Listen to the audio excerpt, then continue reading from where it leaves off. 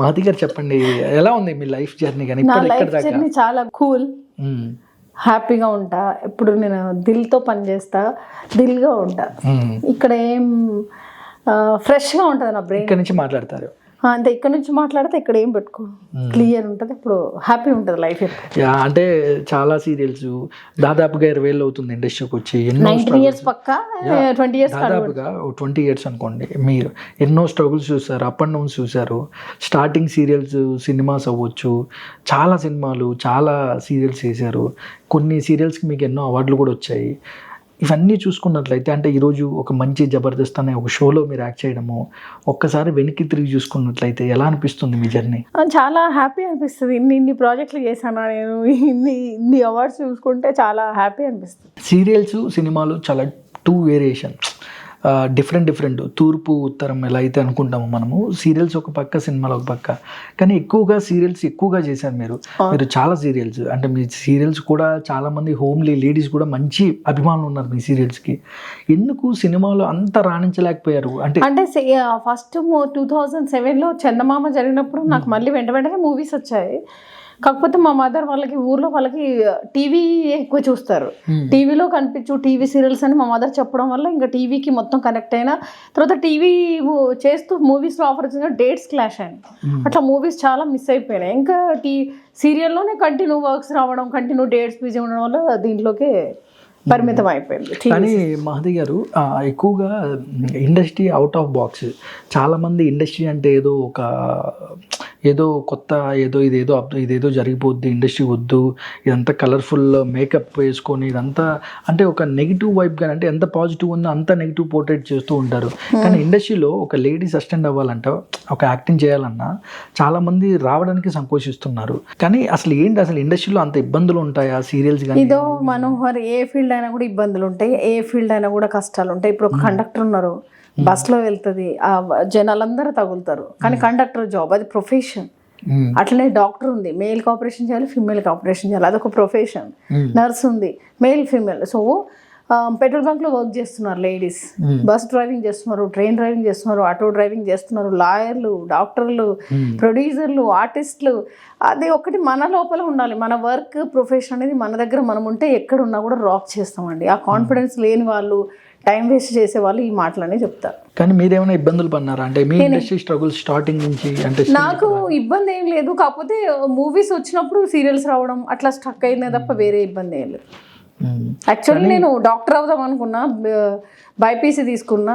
కానీ నాకు చిన్న ఏజ్ లోనే యాక్టింగ్ బాగా, 4th క్లాస్ యాక్టర్ అయిపోయా. అంటే మా ఫాదర్కి నేను డాక్టర్ అవ్వాలని బైపీసీ తీసుకొని బాగా చదువుకున్నా. కానీ నాకు చిన్న ఏజ్ నుంచి 4th క్లాస్ నుంచి ట్రై చేశాను, నేను సీరియల్లో రావాలి, సీరియల్స్ చేయాలి, బుల్లితెర ఒక క్వీన్ అవ్వాలని చెప్పి. నాకు చిన్నప్పటి నుంచి చాలా ఈ మూమెంటోస్, ఈ అవార్డ్స్, ఈ కెమెరా ఇవన్నీ చూస్తే నాకు ఒక మైకం వచ్చేస్తుంది.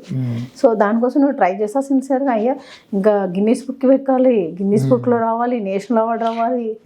అంటే మహతి గారు చాలా సీరియల్స్ మీరు చేసిన సీరియల్స్ ఆల్మోస్ట్ అన్ని హిట్లే. మ్యాక్సిమం అన్ని సీరియల్స్, అన్ని హిట్లు, అన్ని హైట్స్ చూసి ఒక జబర్దస్త్ షోకి, అంటే మీరు అందులో యాక్ట్ చేయడం కానీ, అందులో హైపరాది స్కిట్లు మీరు చేయడం కానీ, అంటే మీకు చెప్పలేదా మీరేంటి ఆ పొజిషన్ నుంచి మళ్ళీ జబర్దస్త్కి వచ్చారు? నాకేం లేదు మనోహర్, నాకు టీవీ మొత్తం నేనే ఉండాలి, టీవీ అన్ని సీరియల్స్ నేనే చేయాలి. ఇప్పుడు జబర్దస్త్ అనే షో చాలా మస్తు ఫేమస్ షో.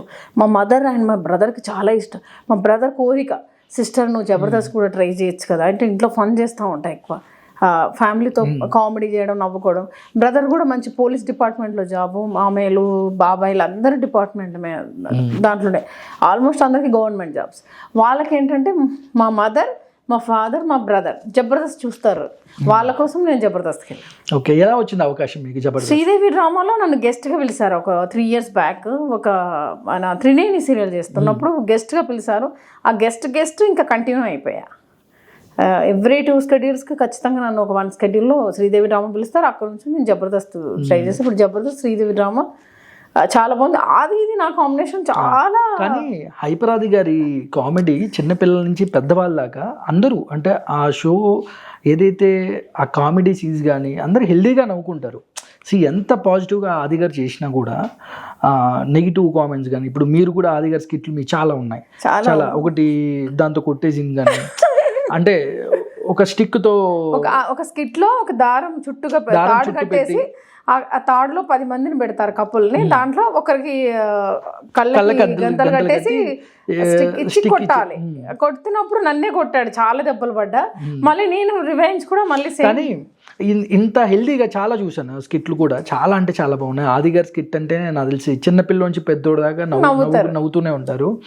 అంటే మీరు ఆ స్కిట్స్ తర్వాత కానీ అంటే కొన్ని నెగిటివ్ కామెంట్స్ కానీ మీరు చూసినప్పుడు కానీ లేక అంటే ఆది గారిని తిడతా ఉంటారు, నువ్వు మహతి అంటే ఏమనుకుంటున్నావు, మహతి గారిని అట్లా కొడతావా, నువ్వు సీనియర్ ఆర్టిస్ట్ ఆమె, నీకు ఎంత ధైర్యం, అట్లా ఇట్లా పెడతారు కొంతమంది చాలా బాగుంది మీ ఇద్దరు కాంబినేషన్ అంటారు. అట్లా ఎలా ఉండేదండి అంటే ఆది గారితో ఎక్స్పీరియన్స్? మీరు మంచి పర్సన్, నైస్ పర్సన్, అరే ఇలా చేయరా అలా చేయరా అని చెప్తాడు, ఫన్నీగా ఉంటాడు, చాలా మంచి పర్సన్. అంటే కూల్ యాటిట్యూడ్ ఉండదు, నైస్ గా, మంచిగా అనుకొని చేసేస్తాం మనం. అక్కడ ఏమి ఇష్యూస్ ఉండదు, అంతే గొడవలు ఏమి ఉండవు. కానీ ఆ దెబ్బలు బాగా తగులుతాయి, అవి స్టిక్ తో కొట్టినప్పుడు అన్ని దెబ్బలు మొన్న చూసారు కదా, అది ఎంత ఘోరంగా దెబ్బలు కూడా. మళ్ళీ నేను కూడా చాలా బాగా కొట్టా, అంత ఫన్ బాగా వచ్చింది కదా.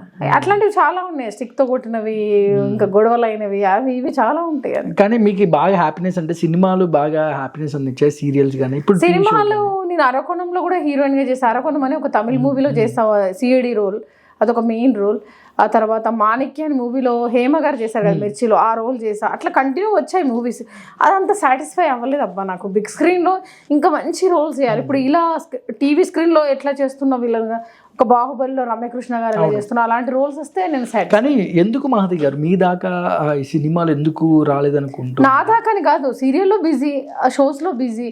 ఒకవేళ వచ్చినా డేట్స్ కుదరట్లేదు. అదే కంప్లీట్ గా బుల్లితెరను కొంచెం గ్యాప్ ఇస్తే మూవీస్ చేయొచ్చు.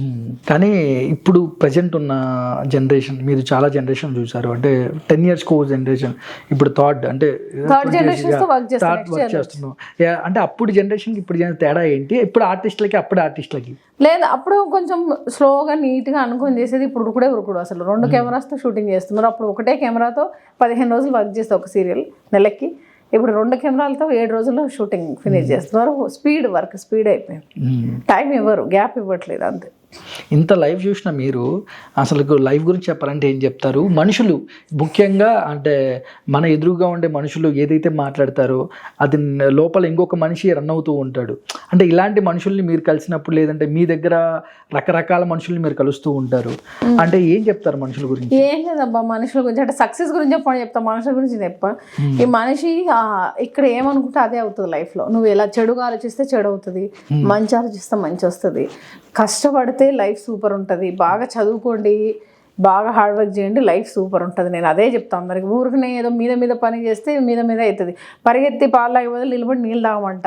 సో మంచిగా ఆలోచించుకొని హార్డ్ వర్క్ చేయండి. చిన్నప్పటి నుంచి 20 years వరకు బాగా చదవండి, 20 నుంచి 40 వరకు బాగా కష్టపడండి, 40 నుంచి 60 వరకు కూల్గా ఉండండి, 60 తర్వాత హాయిగా అన్ని తిరగండి. ఇంతే లైఫ్.